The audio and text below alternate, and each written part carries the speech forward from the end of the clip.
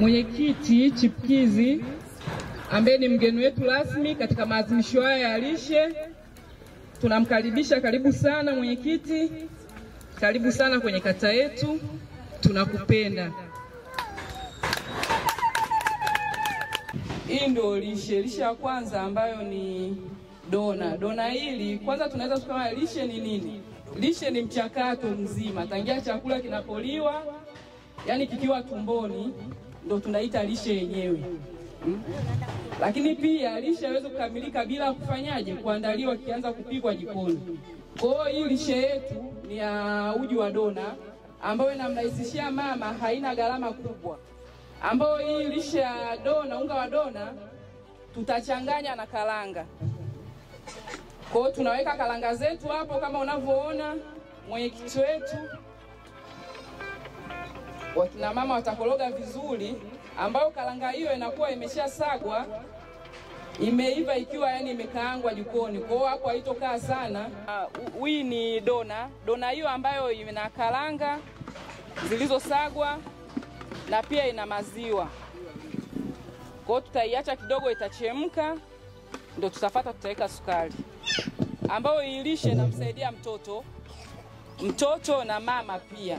Yaani mtoto ambaye kuanzia miezi 6 ambaye anahitaji kuanza kula chakula ambacho sasa tunamwanzishia uji huu mpaka mtoto wa miaka 5. Pia ni vizuri zaidi na mama mjamzito anashauriwa kunywa uji huu. Na sio mama mjamzito tu, na wazee. Lishe oye! Lishe safi! Shikamoo kubwa zangu. Habarini wadogo zangu. Kwa majina naitwa Elinchenia David. Ni mwenyekiti wa Chipkizi sisi mkoa wa Mwanza.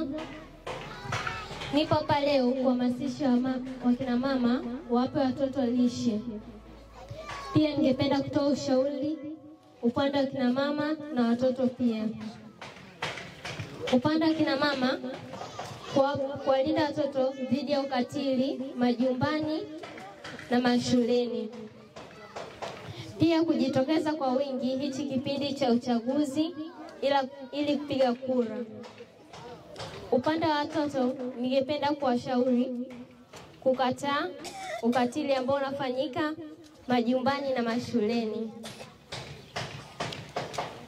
Ningependa kutoa kidogo nilicho nacho: sukari, mchele na maji ya kunywa. Naomba mvipokee.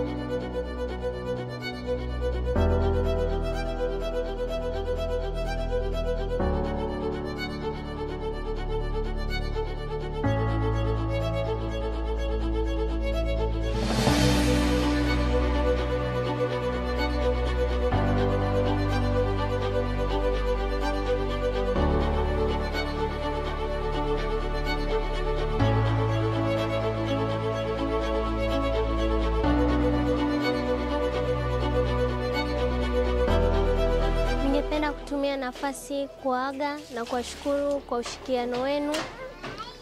Napenda tena kuwahamasisha muwape watoto lishe bora ili wapate afya njema na muwarinde. Asanteni sana.